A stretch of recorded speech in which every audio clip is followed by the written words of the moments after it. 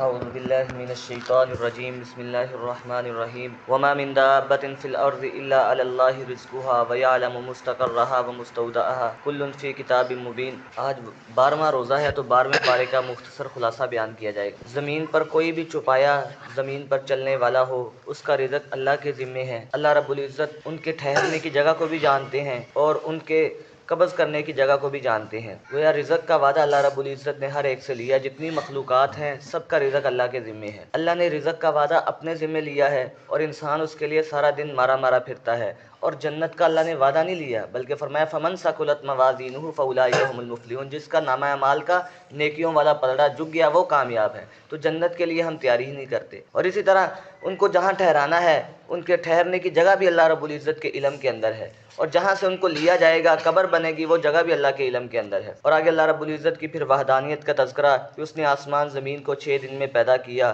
اور اس نے یہ اس لیے کیا تاکہ آزمائے تم میں سے کون اچھے عمل کر کے آتا ہے، اچھے اعمال کر کے آتا ہے۔ آگے انسان کی فطرت بیان کر دی کہ انسان کو اگر جو ہے کوئی ہم تک کوئی راحت پہنچا دے تو انسان شکر ادا نہیں کرتا۔ جب انسان کو کوئی تکلیف پہنچتی ہے نعمت کے بعد پھر انسان ناشکری کرنے لگ پڑتا ہے۔ جب نعمت ملی تھی پھر شکر ادا نہیں کیا، لیکن جب نعمت کو لیا جاتا ہے پھر ناشکریاں بیان کرتا رہتا ہے۔ اور آگے فرمایا پھر جو ہے قرآن پاک کے منکرین جو ہے ان کو یہ کہا گیا کہ اگر تم کہتے ہو یہ اپنی طرف سے کتاب بنائی ہے تو اس جیسی 10 صورتیں لا کر دکھا دو، اور جن کو تم بلا سکتے ہو اللہ کے علاوہ بلا لو۔ اور آگے اسی پارے کے اندر جو ہے فرمایا کہ یہ وہ لوگ ہیں جنہوں اپنے آپ کو خسارے کے اندر ڈالا اور یہ حق سے بٹ گئے۔ اور آگے نوح علیہ السلام کی قوم کا تذکرہ، بہت سارے انبیاء کرام کا تذکرہ آئے گا کہ نوح علیہ السلام اپنی قوم کے پاس آئے اور آ کر کہا کہ اللہ کے علاوہ کسی کی عبادت نہ کرو، تو قوم کے سرداروں نے کہا کہ ہم تو تمہیں اپنے جیسا ایک انسان ہی دیکھتے ہیں، ہمارے جیسے ایک انسان ہو، اور آپ کی اتباع کرنے والے معاذ اللہ وہ دنیاوی اعتبار سے حقیر لوگ ہیں، یعنی وہ پسماندہ لوگ جو ہیں وہ آپ کی اتباع کرنے والے ہیں۔ تو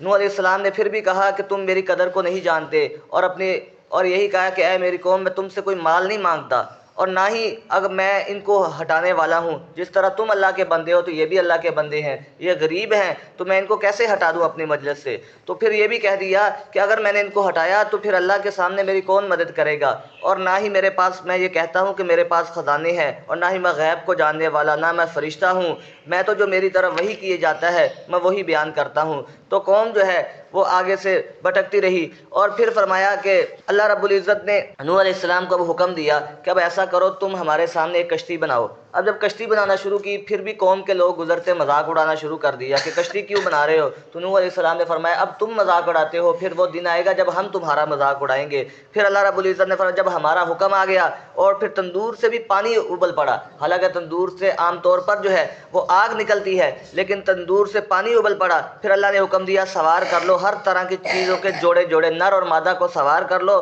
اور اپنے گھر والوں کو سوار کر لو، اور جو ایمان والے ہیں ان کو بھی سوار کر لو۔ لیکن ایمان والے بڑے کم تھے، 950 سال تبلیغ کی، ایمان والے کتنے ہوئے؟ 80 یا 82 لوگ، تو گویا 12 یا 13 سال کے اندر ایک بندہ ایمان لاتا تھا۔ پھر بھی نوح علیہ السلام بار بار جاتے، اور پھر فرمایا کہ نوح علیہ السلام نے اپنے بیٹے سے کہا کہ اے بیٹا تو بھی کشتی کے اندر ہمارے ساتھ سوار ہو جا، کافروں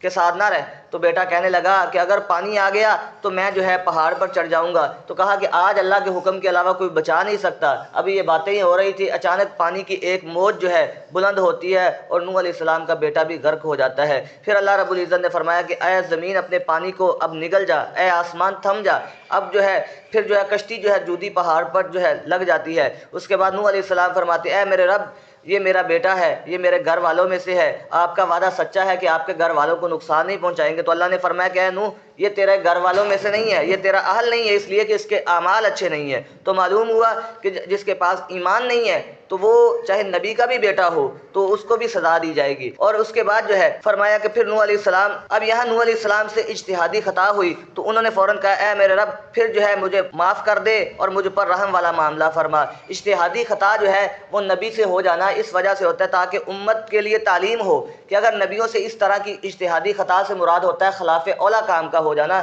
تاکہ نبیوں کو امت کے لیے تعلیم ہو جائے۔ جس طرح آدم علیہ السلام کو اللہ رب العزت نے فرمایا اس دانے کو نہیں کھانا، اب انہوں نے ان سے انہوں نے کھا لیا، اور جو ہے فرمایا وہ اجتہادی خطا تھی۔ پھر آدم علیہ السلام یہ دعا مانگتے ہیں ربنا ظلمنا انفسنا وان لم تغفر لنا، تو گویا امت کے لیے تعلیم ہو گئی کہ جس طرح اگر کوئی انسان خطا ہو جائے تو اللہ سے رب العزت سے ایسے جو ہے وہ دعا مانگی جائے۔ پھر آگے قوم عاد کا تذکرہ ہے کہ قوم عاد کی طرف ہود علیہ السلام کو بھیجا۔ قوم عاد بڑی طاقتور قوم تھی، ان کے بڑی جسامت، 60 گز ان کے قد ہوتے تھے، اور جب ان کو بھی جا کر یہی دعوت دی گئی کہ تم اپنے رب کا استغفار کرو، معافی مانگ لو اور اس کی طرف رجوع کر لو، اللہ رب العزت تمہارے لیے آسمان سے بارش بھی برسائے گے، تمہاری طاقت کو اور زیادہ کر دیں گے اور مجرم نہ بنو۔ لیکن یہ قوم نہیں مانی اور پھر جو ہے طرح طرح کی باتیں کرنے لگے۔ پھر اللہ رب العزت کا فیصلہ آیا، اللہ نے ہود علیہ السلام کے ماننے والوں کو بچا لیا اپنی رحمت کے ساتھ اور باقی سب کو غرق کر دیا۔ پھر اسی طرح قوم سمود کی طرف صالح علیہ السلام کو بھیجا، تو صالح علیہ السلام بھی آ کر اپنی قوم کو یہی سمجھاتے رہے، تو قوم کہنے لگی معجزہ دکھاؤ، تو انہوں نے معجزہ یہ دکھایا کہ معجزہ کیا دیکھنا ہے کہ اس پہاڑ سے ایک اونٹنی نکلے اور نکلتے ہی بچہ پیدا کر دے۔ تو اب ایسا ہی ہوا، اللہ نے معجزہ بھی پورا کر دیا۔ اب بجائے یہ کہ وہ مان لینا چاہیے تھا، تو انہوں نے کہا کہ یہ تو پھر بھی نہ مانا، پھر بھی انکار کرنے لگے۔ پھر حضرت صالح علیہ السلام نے فرمایا یہ اللہ کی اونٹنی ہے، یہ ناقۃ اللہ ہے، اب اس کو تم چرتے رہے، اس کو کچھ کہنا نہیں ہے، یہ زمین کے اندر کھائے پیے جو مرضی کرے، اس کو کوئی نقصان نہ پہنچانا۔ لیکن لوگوں نے کیا کہا، کیا کیا کہ اس اونٹنی کی ٹانگوں کو کاٹ دیا۔ پھر جو ہے اللہ رب العزت نے حضرت صالح کو اور ان کے ماننے والوں کو بچایا، اور باقی سب کو پھر ایک چیخ نے آ کے پکڑا اور سب کے سب جو ہے وہ اپنے گھروں کے اندر اوندے منہ پڑے ہوئے تھے۔ اور آگے اسی طرح پھر ابراہیم علیہ السلام کا تذکرہ کہ ابراہیم علیہ السلام کے پاس جب فرشتے آئے انسانی شکل کے اندر، تو ابراہیم علیہ السلام فوراً گئے اور ایک بیل جو ہے بیل ذبح کر کے وہ بون کر لے آئے۔ اس سے معلوم ہوا جب انسان کے پاس مہمان آ جائے تو ان کی اچھی طریقے سے تواضع کرنا یہ بھی انبیاء کی سنت ہے۔ تو ابراہیم علیہ السلام بیل کو ذبح کر کے اس کو بھون کے لے آئے، پھر دیکھا کہ وہ فرشتے تھے، وہ ہاتھ نہیں بڑھاتے، تو ابراہیم علیہ السلام خوف زدہ ہوئے، فرمایا پریشان نہ ہو۔ تو ان کی بیوی بھی کھڑی ہنس رہی تھی، تو پھر فرشتوں نے خوشخبری دی کہ آپ کو ایک بیٹا پیدا ہوگا اسحاق، اسحاق کے بعد جو ہے پھر یعقوب، اسحاق کا بیٹا یعقوب ہوگا، پھر یعقوب کا بیٹا آگے جو ہے یوسف ہوگا، یہ سارے نبی ہیں۔ پھر جو ہے ابراہیم علیہ السلام کی بیوی کہنے لگی کہ کیسے اولاد ہوگی، ہم تو بوڑھے ہو چکے ہیں۔ فرمایا کہ یہ اللہ کا حکم ہے، اللہ کی رحمت اور اس کی برکت ہے تم پر، گھر والوں پر، لہذا پھر ایسا ہو کر ہی رہے گا۔ پھر اللہ رب العزت نے ان کو جو ہے پھر ابراہیم علیہ السلام نے بھی یہ تذکرہ کیا کہ قوم لوط پر جو انہوں نے کہا کہ ہم جو ہے قوم لوط کی طرف بھیجے گئے ہیں، تو انہوں نے کہا کہ آپ اس سے اعراض کیجئے، آپ جو ہے اس کے بارے میں اب کوئی سفارش نہ کیجئے، اب اللہ کا عذاب ان پر آ کے ہی رہے گا۔ پھر اسی طرح جب ہمارے فرشتے لوط علیہ السلام کے پاس آئے تو پھر جو ہے فرشتے انسانی شکل کے اندر، خوبصورت شکل کے اندر آئے، تو لوط علیہ السلام کی قوم کے اندر یہ بیماری تھی کہ وہ مردوں کے ساتھ جو ہے یہ شہوت پوری کرتے تھی، اور یہ ایسی بیماری تھی۔ پھر اللہ نے فرمایا اب ان کے لیے کوئی جو ہے لچک نہیں ہے، حتیٰ کہ لوط علیہ السلام نے کہا کہ اگر تم نے نکاح کرنا ہے تو یہ میری بیٹیاں ہیں، یا اسی طرح قوم کی بیٹیوں کے ساتھ نکاح کرو۔ لیکن جب یہ بات نہ مانی تو اللہ نے فرمایا کہ رات کے حصے کے اندر اپنے ماننے والے کو لے کر چلے جائیے۔ پھر اس کے بعد جو ہے اللہ نے کیا کیا، زمین کو ان کی اس بستی کو اٹھایا گیا آسمان پر اور اس کو اوندے منہ گرا دیا گیا، پھر ان کے اوپر سے نشان لگائے ہوئے پتھر برسائے گئے۔ اور اسی طرح قوم مدین کی طرف شعیب علیہ السلام کو بھیجا۔ شعیب علیہ السلام کی قوم جو تھی وہ ناپ تول کے اندر بڑی کمی کرتی تھی کہ لینے کے پیمانے اور ہوتے، دینے کے اور ہوتے، تو شعیب علیہ السلام بڑا سمجھاتے، لیکن وہ جو ہے وہ نہ مانتے اور کہتے تمہاری نمازیں اور یہ کیا اس بات کا حکم دیتی ہے کہ ہم اپنے باؤ اجداد کو چھوڑ دیں، لہذا نہ تو ہم اپنے باؤ اجداد کو چھوڑیں گے، ہم اس پر ہی ڈٹے رہیں گے۔ تو پھر اس کی قوم پر بھی عذاب آیا اور ان کو بھی تباہ کر دیا گیا۔ اور آگے موسیٰ علیہ السلام کا تذکرہ کہ موسیٰ علیہ السلام فرعون کے پاس نشانیاں بھی لے کر آئے اور فرعون اور اس کے سردار جو تھے وہ اکڑ گئے، پھر اللہ نے ان کو بھی غرق کر دیا، ان پر بھی لعنت جو ہے وہ برسائی گئی۔ اور آگے انسان کی فطرت بیان کر دی کہ لوگوں کے انجام کے اعتبار سے دو طرح کے لوگ ہوں گے، بعض جو ہے اگر جو بدبخت ہوں گے وہ جہنم کے اندر ہوں گے، ان کے لیے چیخ اور پکار ہوگی ہمیشہ ہمیشہ کے لیے، یعنی ہمیشہ ہمیشہ کے لیے، ایسا نہیں ہے کہ جو ہے پہلے ان کو ڈالا جائے پھر نکالا جائے گا، جو کفر پر رہے تو وہ ہمیشہ ہمیشہ کے لیے جہنم میں، اور دوسرے جو ہے جو نیک لوگ ہوں گے وہ ہمیشہ ہمیشہ کے لیے جنت کے اندر ہوں گے، اور یہ ایسا بدلہ ہے کبھی ختم نہیں ہوگا۔ اور آگے فرمایا موسیٰ علیہ السلام کو ہم نے جب کتاب عطا کی تھی، جس طرح قرآن کے بارے میں اختلاف کیا گیا تو اس تورات کے بارے میں بھی لوگوں نے اختلاف کیا، پھر ان کو بھی پورا بدلہ دیا گیا، اور آگے حکم دیا گیا نماز کو قائم کرو دن اور رات کے اندر، اور رات کے دونوں طرفوں میں نماز قائم کرو، اور رات کے کچھ حصے کے اندر بھی نماز قائم کرو، یعنی رات کا کچھ حصہ، اس سے مراد تہجد کی نماز ہے۔ اور آگے سورۃ یوسف شروع ہوتی ہے، فرمایا انا انزلناہ قرآن، ہم نے اس قرآن پاک کو عربی زبان کے اندر نازل کیا تاکہ تم سمجھ جاؤ۔ قرآن پاک کے پہلے مخاطب عرب تھے، اس وجہ سے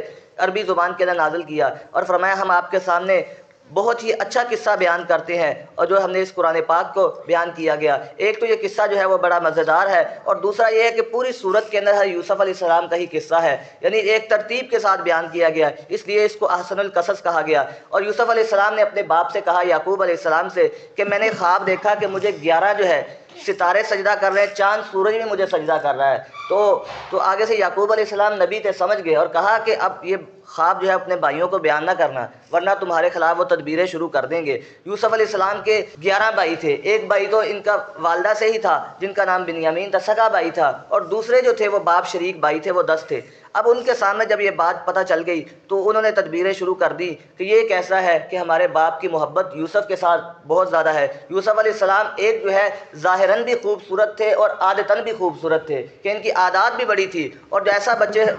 والد کا بڑا محبوب ہو جاتا ہے۔ پھر انہوں نے کہا کہ ایسا کرو، اس کو قتل کر دیا جائے تاکہ باپ کی توجہ ہماری طرف ہو جائے۔ تو ایک کہنے والے نے کہا، یہودا نے کہا، قتل نہ کرو اور اس کو اندھے کنویں کے اندر ڈال دو، اندھے کنویں کے اندر ڈال دو۔ تو اپنے باپ سے کہنے لگے کہ آپ یوسف کو ہمارے ساتھ کیوں نہیں بھیجتے، یوسف کو بھی ہمارے ساتھ بھیجو تاکہ یہ ہم جو ہے بکریاں لے کر جاتے ہیں، یہ بھی کھائے پیے اور ادھر جو ہے یہ بھی سیر کرے۔ تو اس پر حضرت یعقوب علیہ السلام کہنے لگے کہ مجھے ڈر لگتا ہے، میں یوسف کو جدا نہیں کرنا چاہتا۔ تو اس قصے کے اندر ایک یہ کہ اکثر لوگ جو آج تک جو ہے ماں اور اولاد کے قصے بیان کرتے ہیں، تو اس قصے کے اندر باپ اور اولاد کے قصے بیان کیے جا رہے ہیں کہ باپ کی اپنے اولاد کے ساتھ کتنی محبت تھی۔ اور دوسرا پھر بعد کے اندر جو ہے تو یعقوب علیہ السلام کہنے لگے کہ مجھے ڈر ہے کہیں ایسا نہ ہو کہ تم جو ہے لاپرواہی کرو اور اس کو کوئی بھیڑیا نقصان پہنچا دے۔ تو انہوں نے کہا کہ ہم اتنی طاقتور جماعت ہیں، بھیڑیا کیسے کھا سکتا ہے؟ پھر لے گئے، اور بعض تفسیروں کے اندر آتا ہے کہ یوسف علیہ السلام کو پہلے مارا بھی، پھر مارنے کے بعد جو ہے ان کو رسی ڈال کر جو ہے کنویں کے اندر لٹکا دیا،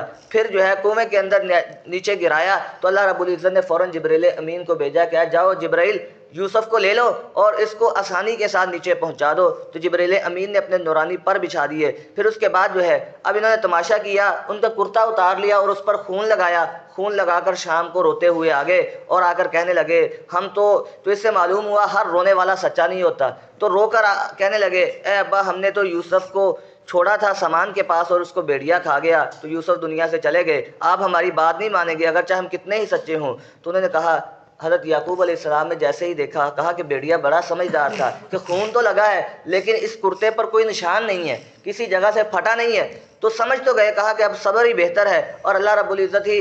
خوب جاننے والے ہیں جو تم بیان کرتے ہو۔ پھر اس کے بعد جو ہے 3 دن 3 راتیں تک اسی کنویں کے اندر رہے۔ پھر 3 دن کے بعد جو ہے ایک لشکر گزرا، ایک قافلہ گزرا جو مصر جا رہا تھا، اور انہوں نے پانی لینے کے لیے اپنا ڈول ڈالا تو یوسف علیہ السلام نے پکڑ لیا۔ اب یہ اس کنویں کے ارد گرد چکر لگاتے رہتے تھے، تو جیسے ہی نکالا اور دیکھا کہ یہ تو بڑا خوبصورت جو ہے، بڑا ہی خوبصورت بچہ ہے، تو اس پر یہ بھائی فوراً آ گئے اور آ کر کہنے لگے کہ یہ ہمارا جو ہے وہ غلام ہے۔ یوسف علیہ السلام کے بارے میں اس طرح کی باتیں کرنے لگے کہ اس کو جاؤ مصر کے اندر لے جاؤ اور اس کو بیچ دینا۔ تو چند درہم لے لیے۔ پھر اس کے بعد جو ہے یوسف علیہ السلام پھر مصر کی منڈی کے اندر جو ہے ان کی بولیاں لگنے لگی۔ اب ان کے لیے دیکھو نبیوں کی زندگی کے اندر کتنی آزمائشیں ہوتی ہیں۔ پہلی آزمائش کہ والد کی محبت سے جدا کر دیا گیا، پھر دوسری آزمائش کنویں کے اندر ڈالا گیا، اب تیسری آزمائش جو ہے جو اتنے خوبصورت ہے، اب منڈیوں کے اندر ان کی جو ہے خریدار آتے ہیں۔ تو پھر بڑا جو بادشاہ جو تھا اس نے خرید لیا، اپنے پاس لے گیا اور کہا گھر کے اندر اب یوسف علیہ السلام کا اکرام بھی ہو رہا ہے۔ تو یوسف علیہ السلام کے لیے اب پھر آزمائش شروع ہو گئی کہ جیسے ہی جوانی کو پہنچتے ہیں تو وہ بادشاہ کی بیوی جس کا نام زلیخا تھا وہ یوسف علیہ السلام پر فریفتہ ہو گئی، اور اس نے جو ہے ایک دن جو ہے یوسف علیہ السلام کو لے گئی اور سارے دروازوں کو بند کر لیا اور برائی کا ارادہ کیا۔ تو یوسف علیہ السلام نے فرمایا میں اللہ سے پناہ مانگتا ہوں، اللہ کی پناہ لیتا ہوں، تو بھاگنا شروع کیا۔ اور جیسے ہی انسان فرمایا کہ وہ تالوں کو ہاتھ لگاتے گئے، تالے خود بخود ٹوٹتے گئے، کھلتے گئے، تو اس سے معلوم ہوا انسان کا ذمہ جو ہے وہ برائی سے بچنا ہے۔ جب انسان برائی سے بچنے کا ارادہ کرتا ہے تو اللہ رب العزت اس کے لیے راستے آسان کر دیتے ہیں۔ وَمَن يَتَّقِ اللَّهَ يَجْعَلْ لَهُ مَخْرَجًا، جو انسان اللہ سے ڈرتا ہے تو اللہ رب العزت اس کے لیے نکلنے کے لیے راستے بنا دیتے ہیں۔ پھر اس کے بعد جو ہے اب جیسے ہی باہر نکلتے تو آگے عزیز مصر کھڑا تھا جو مصر کا بادشاہ، اس نے دیکھا تو اب وہ عورت جو تھی، عورتوں کا مکر بڑا مشہور ہے، وہ عورت بدل گئی اور کہنے لگی کہ یہ دیکھو اس نے میرے ساتھ برائی کا ارادہ کیا، اب اس کا کیا بدلہ، کیا اس کو سزا دی جائے گی۔ اب بادشاہ بڑا پریشان ہے، میں کیا فیصلہ کروں، اب لوگوں کے سامنے یہ بات جاتی ہے تو میری عزت کا مسئلہ ہے۔ تو ایک چھوٹا بچہ، 4 ماہ کا بچہ، جو اسی کے خاندان زلیخا کے ماموں کا بیٹا، بعض تفسیروں کے اندر آتا ہے کہ وہ ماموں کا بیٹا، اس نے کہا کہ دیکھو ایسا کرو اے عزیز مصر، تو یوسف کی گواہی چھوٹا بچہ دے رہا ہے، اب یہ دیکھو کہ اگر قمیص آگے سے پھٹا ہے تو پھر جو ہے پھر معاذ اللہ یوسف کا قصور ہے، یہ عورت سچی ہے، اگر قمیص پیچھے سے پھٹا ہے تو پھر یہ عورت جھوٹی ہے، یوسف علیہ السلام سچے ہیں۔ اب جب دیکھا قمیص تو پیچھے سے پھٹا تھا، اس نے پکڑنے کی کوشش کی کہ یوسف رک جاؤ، تو قمیص پھٹ گیا، تو اب جو ہے کہا کہ اب بادشاہ جو ہے کہنے لگا اس سے اعراض کرو، اب بات شہر کے اندر مشہور ہوگی، اب یہ بات جو ہے مشہور ہوگی کہ ایک جو ہے عزیز مصر بادشاہ کی بیوی ایک جو ہے وہ اپنے گھر کے اندر ایک غلام پر جو ہے وہ فریفتہ ہو گئی، یعنی جو ایک معاذ اللہ بھی غلام جو ہے ایک بچے پر جو ہے فریفتہ ہوگی، نوجوان پر۔ اب جو ہے جب یہ بات زلیخا کو پتہ چلی تو اس نے کہا اب ان کو یہ پتہ نہیں ہے کہ وہ کتنے حسین ہیں، اور کہا سب کو دعوت دی کہ سارے میرے پاس دعوت پر آئیں۔ اب سب دعوت پر عورتیں آ گئیں اور ان کے سامنے پھل رکھے گئے اور پھر چھری دے دی گئی ہر ایک کو، اور ادھر یوسف علیہ السلام کو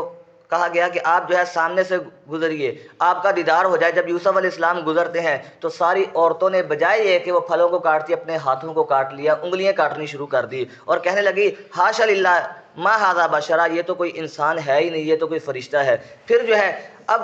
تو اس پر زلیخا کہنے لگی یہی ہے وہ جس کے بارے میں تم مجھے ملامت کر رہی تھی کہ ایک جو ہے وہ ایک اپنے گھر کے اندر جو ہے ایک رکھے ہوئے لڑکے پر فریفتہ ہو گئی۔ اب وہ ساری عورتوں نے وہ بھی کہنے لگی یوسف علیہ السلام سے طرح طرح کی باتیں۔ اب بادشاہ کے لیے یہ بات جو ہے وہ بڑھ گئی، اب بادشاہ یہ کہ اپنی عورت کو کچھ کہتا، اپنی بیوی کو کچھ کہتا، تو اس نے کہا کہ یوسف علیہ السلام کو ہی میں جیل کے اندر ڈال دیا جائے۔ اس سے ایک بات یہ بھی معلوم ہوتی ہے کہ ہر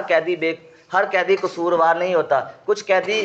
بے قصور بھی ہوتے ہیں۔ تو یوسف علیہ السلام کو جیل کے اندر ڈالا گیا، تو بعض تفسیروں میں آتا ہے 12 سال تک جیل کے اندر رہے۔ پھر اس کے بعد کہا کہ مجھے جیل ہی پسند ہے، اس آزمائش سے، یہ برائی کی آزمائش سے مجھے جیل ہی پسند ہے۔ پھر یوسف علیہ السلام جیل کے اندر گئے تو اور بھی 2 قیدی تھے، اور بھی تھے، تو یوسف علیہ السلام وہاں جا کر دعوت کا کام کرتے رہے، جو نبیوں کا کام ہوتا ہے کہ امر بالمعروف اور نہی عن المنکر، تبلیغ کرتے رہے۔ پھر 2 قیدی انہوں نے خواب دیکھا، ایک کہنے لگا کہ میں نے یہ خواب دیکھا کہ میں جو ہے انگوروں کا رس نچوڑ رہا ہوں، یعنی شراب نچوڑ رہا ہوں، اور دوسرے نے کہا کہ میں نے دیکھا کہ میرے سر پر ایک روٹیوں کا ٹوکرا ہے، اس سے جانور جو ہے پرندے کھا رہے ہیں، تو اس پر ان دونوں کی تعبیر بتاؤ۔ تو یوسف علیہ السلام نبی تھے، اللہ نے تعبیر بھی بتا دی اور کہا کہ یہ تعبیر یہ ہے کہ جس کو کہا کہ تو روٹیاں اٹھایا ہوا ہے، پرندے کھا رہے ہیں، تو تجھے جو ہے قتل کر دیا جائے گا، تیری لاش پڑی رہے گی اور پھر اس کے بعد جو ہے پرندے اس سے نوچیں گے، یہ تعبیر ہے۔ اور دوسرے کو کہا کہ جو شراب نچوڑ رہا تو بادشاہ کا قریبی بن جائے گا، بادشاہ کے لیے جو ہے تو پھلوں کے شراب جو ہے وہ نچوڑا کرے گا۔ پھر اس کے بعد جو ہے ایسا ہی ہوا۔ پھر یوسف علیہ السلام نے ان کو یہ بھی بتا دیا اور ساتھ ساتھ یہ بھی کہا کہ دیکھو ایک اللہ بہتر ہے یا دوسرے یہ الگ الگ خدا جو ہے یہ بہتر ہے، ایک اللہ ہی سارے کام کرتے، نبیوں کا کام ہی یہی ہوتا ہے کہ لوگوں کو تبلیغ کرتے رہے۔ پھر اس کے بعد جو ہے یہ تعبیر بتائی۔ پھر بادشاہ نے ایک خواب دیکھا کہ 7 موٹی گائیں ہیں، 7 پتلی گائیں ہیں، دبلی گائیں ہیں، اور دبلی گائے موٹی گائے کو کھاتی ہیں، اور اسی طرح 7 خوشے گندم کے وہ خشک ہیں اور 7 جو ہے سر سبز و شداب ہیں۔ اور بادشاہ نے اپنے سارے جو ہے وزیروں کو بلایا، مجھے اس کی تعبیر بتاؤ، تو وہ کہنے لگے کہ یہ تو ایسے ہی کوئی خواب ہوگا، اس کی کوئی تعبیر نہیں ہوگی۔ لیکن ایک جو ہے جو آزاد ہو کر آیا تھا جو شراب بادشاہ کے لیے، تو وہ بھی بھول گیا، عرصے کے بعد جو ہے اس کو یاد آیا کہ مجھے کسی نے تعبیر بتائی، میں بتاتا ہوں تعبیر بتانے والا کون ہے۔ پھر یوسف علیہ السلام کے وہ پاس آیا اور آ کر کہنے لگا کہ اے یوسف مجھے تعبیر بتاؤ۔ تو یوسف علیہ السلام نے یہ نہیں کہا کہ تم نے جا کر بادشاہ کے سامنے میرا تذکرہ کیوں نہیں کیا، اور فوراً تعبیر بتا دی کہ 7 سال جو ہے سر سبز و شداب ہوں گے اور 7 سال جو ہے بالکل قحط آ جائے گا، اور جب سر سبز و شداب ہوں گے تو اس کے اندر گندم جو ہے وہ بالیوں کے اندر ہی رہنے دینا، اس کو باہر نہ نکالا جائے، اور 7 جب قحط والے سال آئیں گے پھر یہی سر سبز و شداب والی گندم ذخیرہ کی ہوئی قحط والے سالوں کے اندر کام آئے گی اور اس کو کھا لینا۔ تو بادشاہ بڑا خوش ہوا،